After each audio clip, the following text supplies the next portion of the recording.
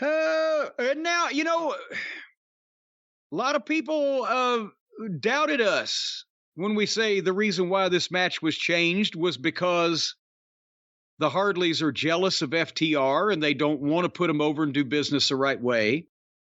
And they want to play with their friends and they want to bring their trampoline cowboys in so they can have their kind of matches and they can have some belts. So they gave a team that nobody believes is the best team in the company the World Tag Team title so that they couldn't be accused of not wanting to do a job. They just wouldn't do it to FTR. And then they bring another one of their buddies back so they can all play together and have the 6-man belts. And it's funny how these things work out exactly how we predict they're going to, Brian. I actually don't think there's anyone who has the track record that this show has in terms of saying things that are going to happen in AEW before they happen and saying things behind the scenes that are going to happen before they happen. Well, now sometimes we only say it like a year ahead of time. Like it wasn't more than a year ahead of time that you're the one that said that Cody Rhodes would be the first executive vice president that would leave because he'd have problems coexisting with the other numbskulls and have a brighter future. Well, beyond even just Cody, we talked about general problems backstage amongst the executive vice presidents, the story that a lot of people ignored until they didn't. But we talked about it before anyone. Well, and we mentioned that also that the Hardley boys would probably be bringing back douchebag number one. If James Brown could be soul brother number one, then I think that old Harpo can be douchebag number one. So the 6-man tournament begins with Andre Olio and Roosh and Dragon Lee against the Hardley boys and their mystery partner. And it was obviously not a mystery. We called it about 6 weeks ago what was going to happen. Why do people keep doubting us? Because we say a lot of things with laughter. We say a lot of things in a joking fashion. You say things bad about wrestlers that people love, and that's, of course, a mortal sin. So because of that, when we say shit, it's, oh, what does he know? He's on the Jim Cornette show. Or what does he know? He's irrelevant. And then it's like, oh shit, they were right again. Almost like they know what they're talking about. Well, in this one, help me figure this one out. Now, Andre is a heel. And Dragon Lee hadn't been around till now, and Rush was here once. But the Hardley boys, they just switched babyface because, well, their feelings got hurt by their other friends not wanting to team with them. So they had to go get their original friend, who they bring out, obviously, Kenny Olivier, the greatest wrestling artist in the world. But when Olivier left last, he was a heel. And he had a heel manager, Don Fallis. And he had a heel hanger-on, Michael knock it the fuck off and get off my television. So now they've brought Kenny back to team with them now that they're baby faces against these other heels. But the thing that happened that never happened was that not only did Kenny never turn babyface, but Fallis came out with him. Even if Kenny is a babyface now by virtue of the fact that he is coming to the aid of his friends, the Cucamonga Kids, who just switched babyface because they got their feelings hurt that their other friends wouldn't team with them anymore. Why is Don Fallis necessary? He's a heel manager to a heel champion. Remember what they were trying to go for was the modern day version of Bockwinkel and Heenan, although boy, oh yeah, talk really. About when you order something from Neiman Marcus versus from fucking Great Value or whatever. But now Don Fallis comes back and the babyface partner of the new babyfaces has a heel manager that nobody likes and has never tried to be a nice guy. So why did the heel manager have to come back with does this make sense? None of the heel babyface stuff here makes any sense. Here's a bigger question. How many weeks ago were the Bucks turned on? Was it 2 weeks ago?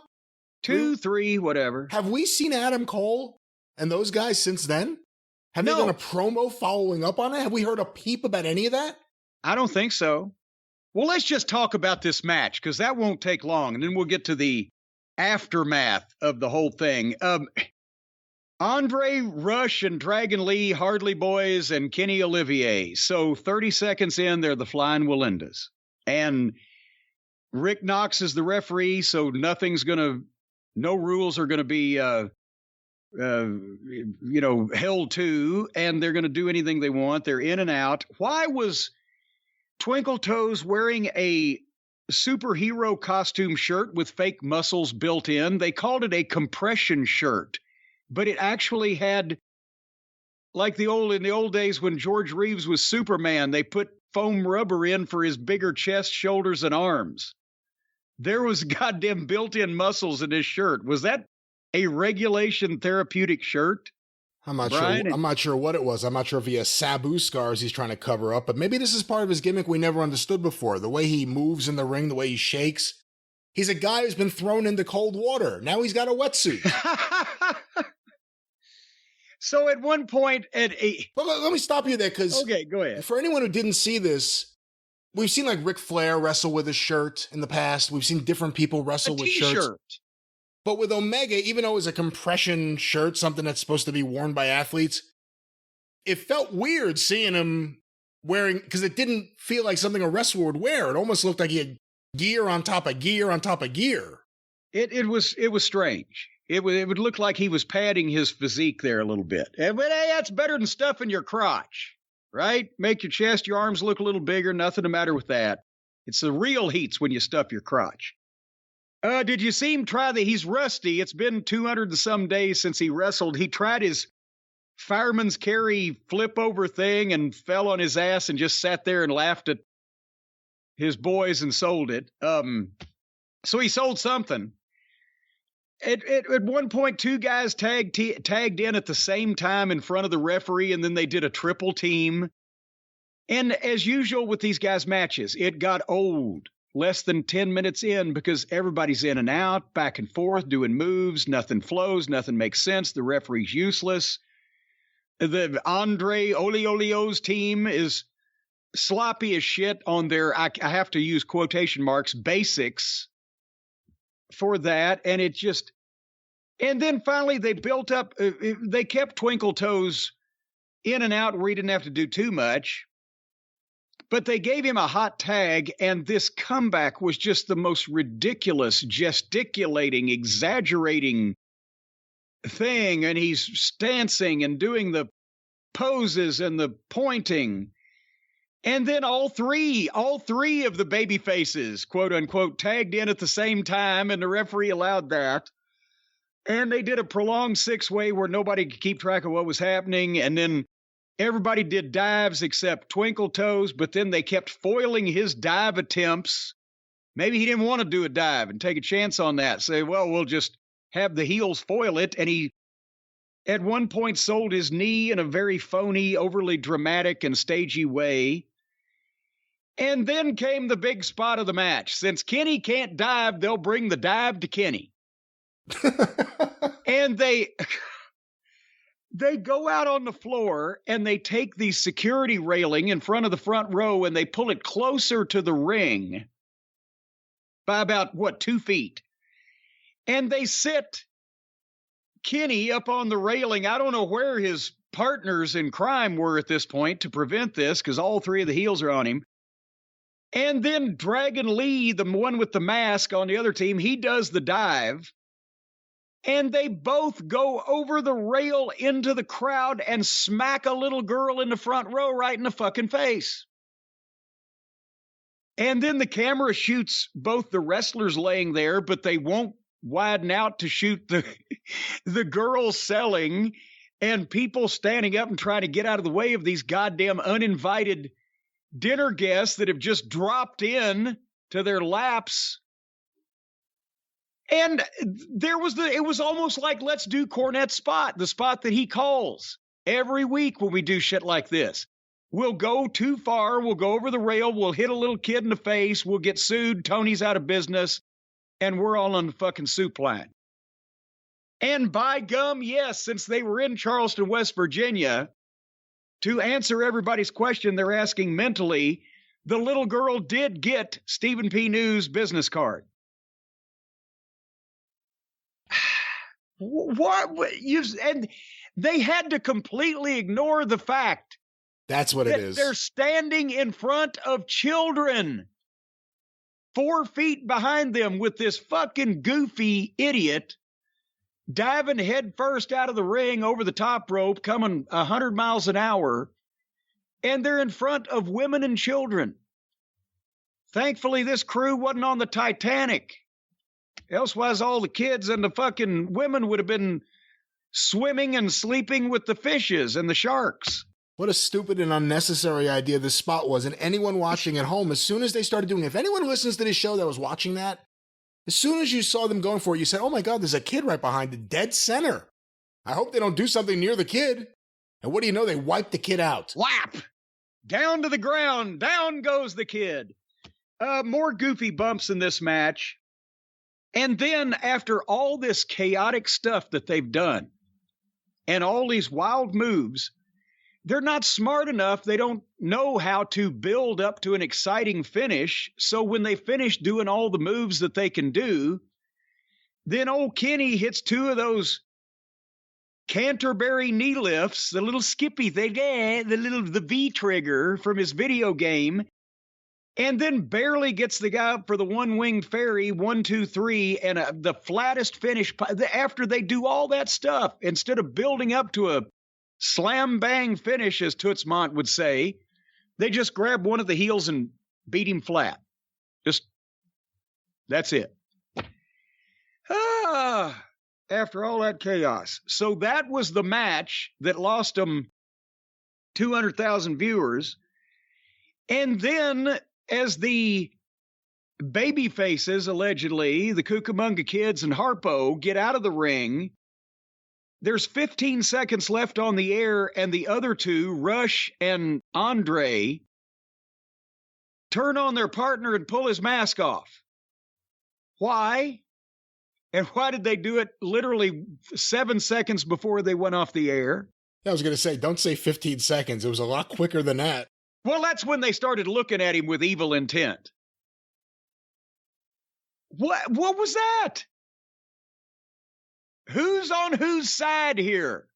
And why did they either have the time to do the angle or don't do the fucking angle? And why are we doing the angle when the guy he got beat, but he didn't fucking fuck up his partners. He just got beat in a flat, unconvincing fashion. So they got to rip his mask off and turn on him. I thought one of them was the other one's brother. Yeah, one of them is the other one's brother. So they got the sons turning on the father, and the brother against brother. My God, it's chaos here. It's a civil war, family against family.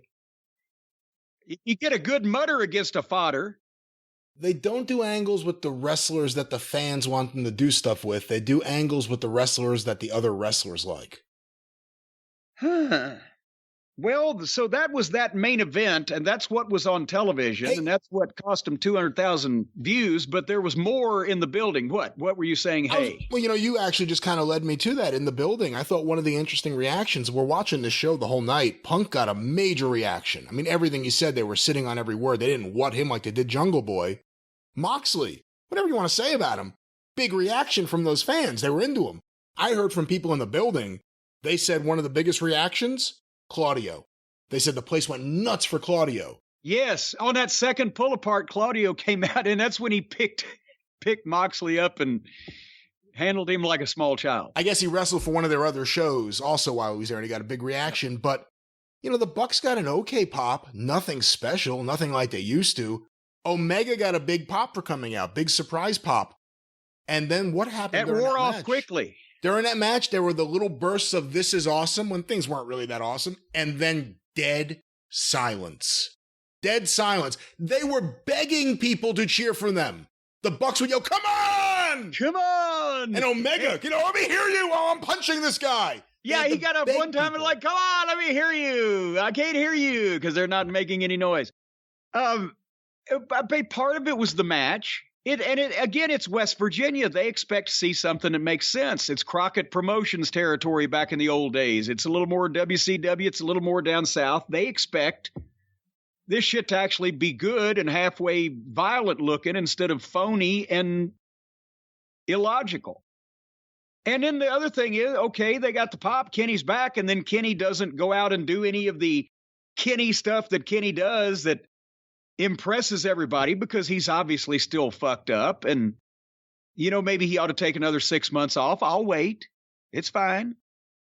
And those ratings tell a story. And they're not the hot individuals anymore. That's right. The hot individuals are the people that the fans have started to take to on their own, rather than the people that when the show went on the air, the fans were told these are your main event stars and you're supposed to cheer for them. Now people are deciding for themselves, and they like the people that work looks good and it makes sense. And they're not insufferable douchebags as personalities. Smarmy, smug, self-absorbed little fucking vanilla midgets. So that's why so between the match not making any sense and being the same shit they always do, the heels are not necessarily a group of heels that people want to see, lynched and hung up and strung out and run over with cars and anything bad happen to. They're just there. And then old Twinkle Toes comes back to this ridiculous, over-exaggerated introduction, and they do very little of anything, and they made it last 20 to 25 minutes. So for all those reasons, people didn't give a shit. They thought people were going to react like they react to CM Punk for Kenny returning, and they didn't. They just didn't. I think, what thought did, don't you? As Mama Cornette used to say. No. He thought he farted, but he didn't. When you think like that, your pants fill up with shit. Does anyone actually look forward to the 6-man division now? The trios division after this match? That turned off so many viewers? I wasn't looking forward to it before this match. This wasn't good. I mean, that's the other thing. People were trying to say, like, oh, it was nice to have Kenny back. They're leaving out the part, beyond you and me talking about it, and we all know what you think of this, it was a really not good match. Really not good. And people are kind of sick of seeing a lot of the Buck stuff, but I don't know. Again, the ratings tell a story here.